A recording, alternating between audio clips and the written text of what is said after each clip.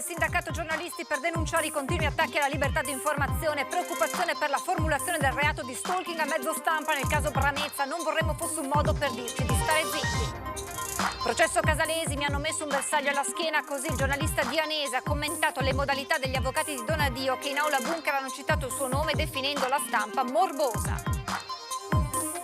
Ennesima spaccata al distributore di benzina in via Fratelli Bandiera a Marghera, esasperato il gestore che dice non ne possiamo più. Arrestato lo scorso giugno dopo aver picchiato la madre, un uomo è stato nuovamente arrestato per aver violato il provvedimento di allontanamento dalla casa familiare a Mira. I carabinieri del NAS di Padova hanno denunciato un finto infermiere di 39 anni residente a Stra. Si spacciava per un professionista ma di fatto non aveva le competenze né i titoli per poter lavorare. Una farsa a contatto di marionetta del sindaco Brugnaro è andata in scena a Mestre per ribadire ancora una volta la contrarietà alla costruzione della torre di Viale San Marco. Parte sabato da Mestre la prima delle 3 tappe di screening gratuiti per valutare lo stato di salute di occhi e cuore, poi sarà la volta di Noale e Dolo. Buonasera e ben ritrovati con l'edizione veneziana dei telegiornali di Antenna 3. In primo piano, lo avete sentito, la manifestazione del sindacato giornalisti del Veneto che è tornato in piazza oggi per ribadire e per difendere la libertà di informazione. Lo ha fatto addirittura sul ponte di Rialto, uno dei simboli della città di Venezia. Il sindacato dei giornalisti teme per la libertà di informazione. Ecco allora il flash mob di Venezia sul ponte di Rialto per denunciare conferenze stampa senza domande, il fastidio per le inchieste giornalistiche, i tanti giornalisti in prigione nel mondo. Siamo qui per ricordare che quando si spara o si aggredisce un giornalista si spara alla libertà di informazione e a rischio il diritto di chi ci ascolta ad essere informato. Il sindacato dei giornalisti del Veneto è preoccupato per la formulazione del reato di stalking a mezzo stampa da parte della Procura di Vicenza nell'ambito dell'indagine su una serie di servizi delle nostre redazioni riguardanti il funzionamento dell'ULSS 7 e il suo direttore Carlo Bramezza. Uno degli ultimi, ad esempio, è quello della Procura di Vicenza che contesta uno stalking a mezzo stampa. Penso sia una delle prime volte in Italia che si contesta questo tipo di reato. E il sindacato invita a tenere alta l'attenzione. Noi siamo fiduciosi nella magistratura, ma non vorremmo che fosse un'altra degli attacchi che vengono fatti per dire state zitti. Processo Casalesi, mi hanno messo un bersaglio alla schiena. A parlare è il giornalista dianese che ha commentato le modalità degli avvocati di Donadio che in aula bunker hanno citato il suo nome definendo la stampa morbosa.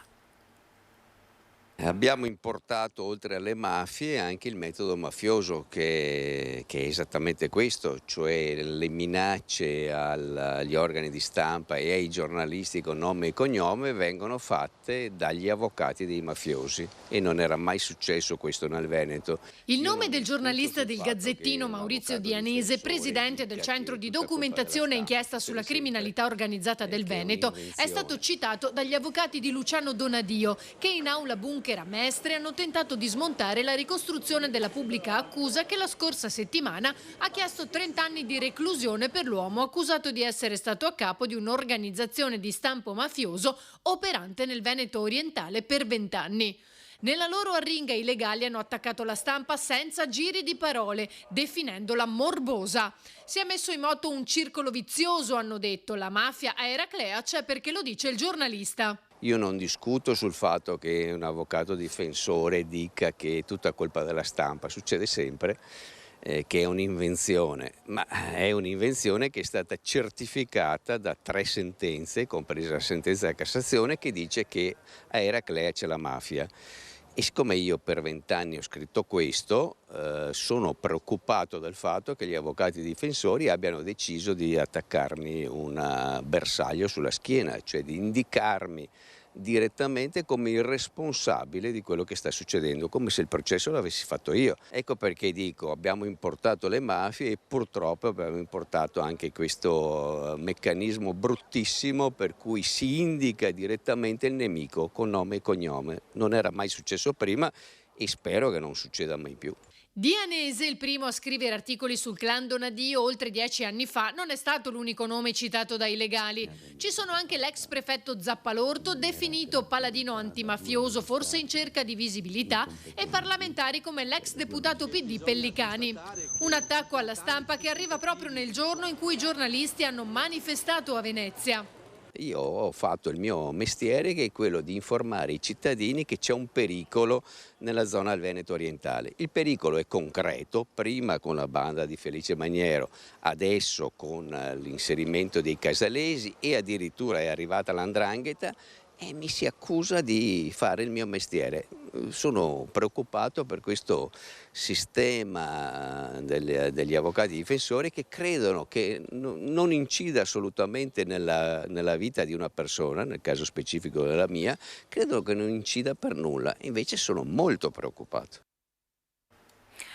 Non ne possiamo più è lo sfogo del gestore del distributore di benzina di via Fratelli Bandiera a Marghera dopo l'ennesima spaccata. La vetrata distrutta a sassate e sprangate. Quarta spaccata al distributore IP di via Fratelli Bandiera a Marghera. La notte scorsa, verso le 2:30, 2 persone avrebbero tentato di aprire le porte del distributore, ma non riuscendoci avrebbero distrutto la vetrata. Il bottino, come spesso accade in questi casi, è più esiguo dei danni. I ladri infatti hanno portato via solamente un tablet utilizzato dai titolari per la fatturazione elettronica. Esasperato uno dei gestori: è la quarta volta che succede, dice, non ne possiamo più. Per fortuna è suonato subito l'allarme e sono scappati, ma i danni, ha concluso, sono ingenti. I carabinieri di Mira hanno arrestato per la seconda volta un uomo che aveva aggredito la madre. I colleghi di Marcone invece un uomo che voleva rubare in una scuola. Arrestato lo scorso giugno perché al culmine dell'ennesima lite familiare aveva aggredito la mamma provocando le lesioni giudicate guaribili in 15 giorni, lo scorso 26 aprile è stato nuovamente arrestato per aver violato il provvedimento di allontanamento dalla casa familiare disposto dal Tribunale di Venezia, oltre al divieto di avvicinamento ai luoghi frequentati dalla vittima. Quel giorno si è recato dalla mamma, che ha immediatamente chiamato i carabinieri. Oltre all'arresto, il giudice ha disposto nei suoi confronti il divieto di dimora nel comune di Mira. A Marcon, sempre i carabinieri, hanno arrestato un uomo che in piena notte ha cercato di mettere a segno un colpo alla scuola Malipiero.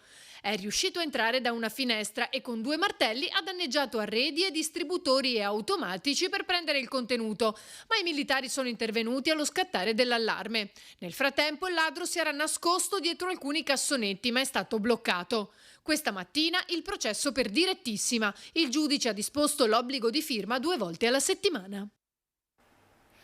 I carabinieri hanno denunciato un 39enne di Stra. Secondo gli investigatori l'uomo, impiegato nelle residenze per anziani dell'Alto Vicentino, sarebbe un infermiere abusivo.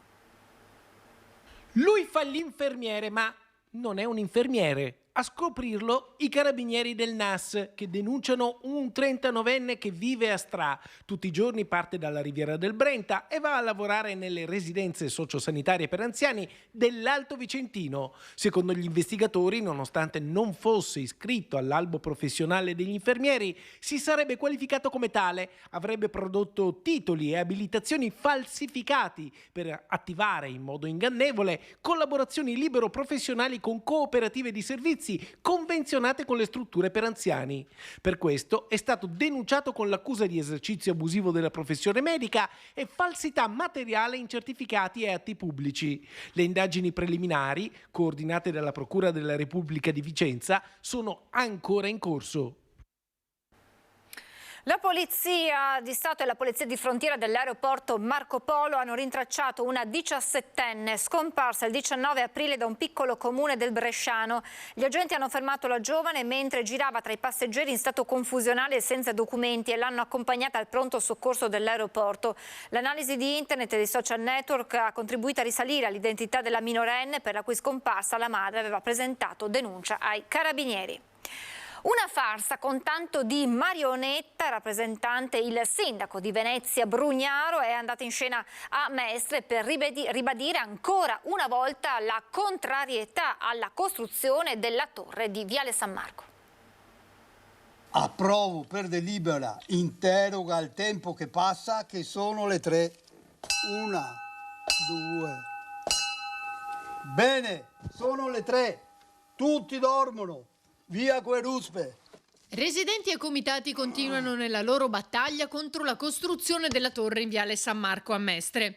Questa volta hanno messo in scena un teatrino con le marionette che simboleggia il comportamento dell'amministrazione, lanciando l'ennesimo appello. Continuiamo a resistere e a rilanciare perché tutti sappiano che non vogliamo che venga fatto questo scempio, questa devastazione contro il buonsenso, invitando la Giunta a chi non l'ha fatto a leggerselo e tutti comunque a leggerselo e studiarlo come ha fatto il comitato e tornino al buonsenso, perché così noi li rispetteremo, tanto di cappello, se cambiano idea e dimostreranno di essere uomini e donne e non burattini. Purtroppo la Giunta ad oggi non ha recepito né il Consiglio Comunale e che ci porterà ad attivare un'iniziativa giudiziaria per cui andremo al TAR rapidamente con i residenti di quella zona che si vedranno oscurato per parecchio tempo l'abitazione dove vivono, avranno 4 anni di cantieri che devasteranno la zona.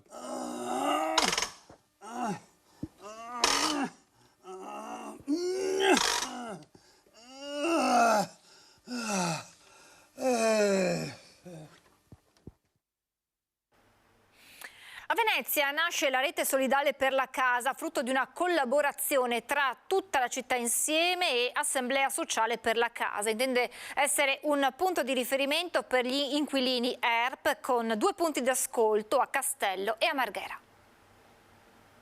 Non vogliamo sostituirci, ma vogliamo che le persone siano edotte rispetto ai diritti che hanno, perché questo è molto importante, per fare in modo che poi unite insieme siano più forti nel reclamarli.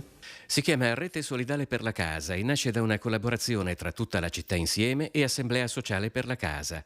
Alla mattina del secondo e quarto martedì del mese, nella sede Cobas di via Mezzacapo a Marghera e le mattine del secondo e quarto sabato del mese al circolo 3 agosto di via Garibaldi a Venezia, saranno attivi 2 punti di ascolto e di solidarietà rivolti agli assegnatari di alloggi ERP per aiutarli in tutte le piccole e grandi problematiche. Manutenzione, poi assegnazione per esempio di alloggi inadatti, persone che non riescono magari a comunicare con le persone magari anziane che non riescono a comunicare in maniera telematica, la comunicazione è difficile, spesso con gli enti è sempre più difficile e anche pure più difficile se non ha gli strumenti informatici. Non è solo attenzione per la casa, è soprattutto attenzione per chi ci vive dentro, per le persone, per una comunità minacciata da una disgregazione sociale sempre più marcata che porta alla solitudine. Andare a ritrovare le persone, portarle fuori e anche far interagire i cittadini, i residenti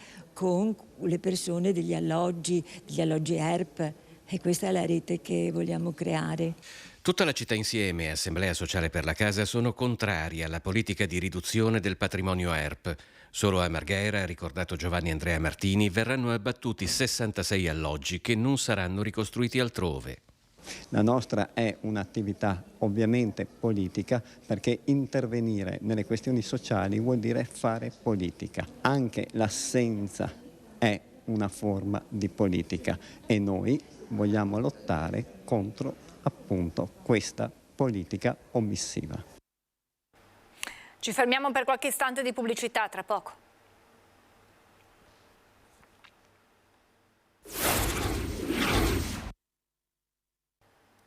Eccoci in diretta. L'attrice Ottavia Piccolo e la regista Sandra Mangini hanno incontrato alle Procuratie Vecchie di San Marco un gruppo di giovani della Caritas diocesana per parlare del loro spettacolo teatrale Cosa Nostra spiegata ai bambini. Un testo che ricorda l'importanza per ognuno di prendere posizione con coraggio per costruire un mondo migliore. Cosa Nostra spiegata ai bambini è uno spettacolo che da 2 stagioni sta avendo un grande successo con oltre 60 repliche in tutta Italia. Racconta l'importanza di stare dalla parte giusta per ognuno di noi attraverso la storia di Elda Pucci, prima donna sindaco di Palermo. Gli artefici, l'attrice Ottavia Piccolo e la regista Sandra Mangini, ne hanno voluto parlare in un incontro alle Procuratorie di San Marco con un gruppo di giovani della Caritas diocesana di Venezia. Lo spettacolo parla di mafia, ma non solo, parla di responsabilità di ognuno di noi per prendere in mano la situazione e preferibilmente cambiarla. E questo fa la Caritas e questo noi vogliamo fare insieme a loro. Cosa Nostra spiegata ai bambini significa parlare di questo tema così importante, così forte, un messaggio, diciamo così, di saper compiere atti semplici nel momento in cui ci troviamo nella ingiustizia, nella prevaricazione,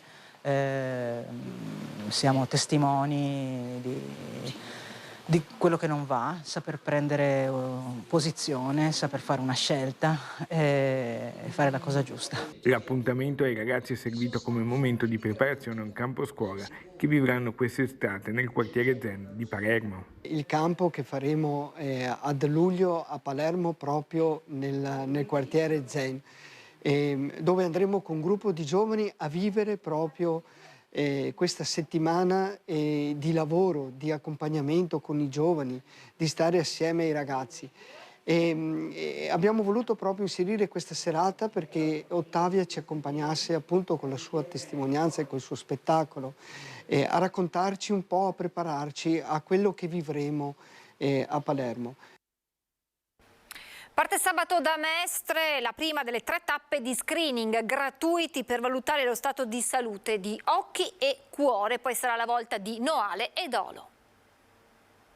Un bel lavoro di squadra per intervenire nella prevenzione che nei 2 anni di Covid è stata un po' lasciata da parte perché ovviamente gli ospedali erano chiusi o impegnati a salvare vite appunto legate al tema del virus. Oggi cuore e occhi tornano al centro con questa visita gratuita. Si parte sabato 6 maggio da Piazzetta Coina a Mestre per la prima delle 3 tappe del progetto Sguardo d'Insieme, la campagna di prevenzione sulle malattie oculari e cardiologiche promossa dal Rotary Club con la collaborazione di Fondazione Banca degli Occhi e Amici del Cuore.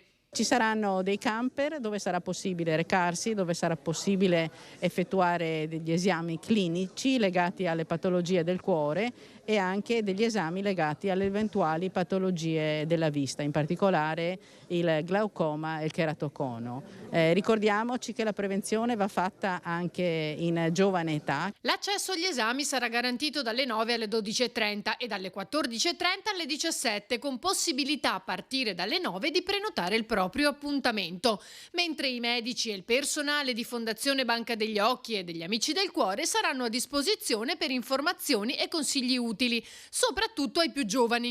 Non hanno la cultura di farsi degli esami per vedere come va, come non va. E questo è una cosa importante, fare questa prevenzione. Prevenzione in tutti i campi è importante, è la cosa più importante che ci sia.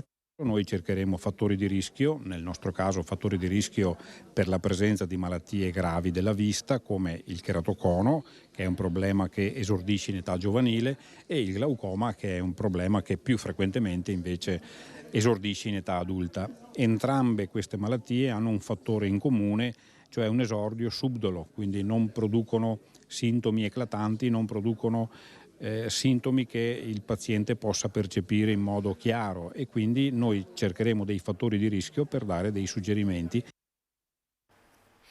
È tutto, vi lascio come sempre le previsioni del tempo, grazie per essere stati in nostra compagnia, buon proseguimento di serata.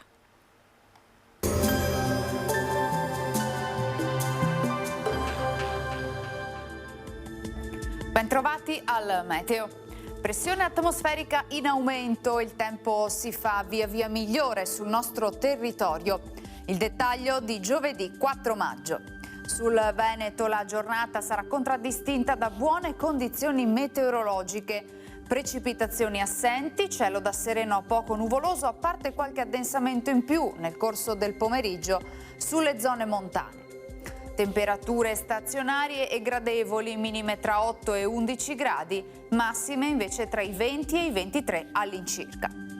Ci spostiamo ora sul Friuli Venezia Giulia, dove sarà stabile con cielo in genere poco nuvoloso al mattino, maggiore nuvolosità sulla pianura. Venti di brezza sulla costa. Temperature minime comprese tra 8 e 12 gradi, massime sui 20-22 gradi. Infine diamo uno sguardo alla situazione del Trentino Alto Adige, dove saranno possibili locali nubi basse al mattino, poi decisamente più soleggiato. Temperature minime intorno agli 11-12 gradi, massime sui 24 all'incirca. Dal meteo di Antenna 3 è tutto, arrivederci al prossimo aggiornamento.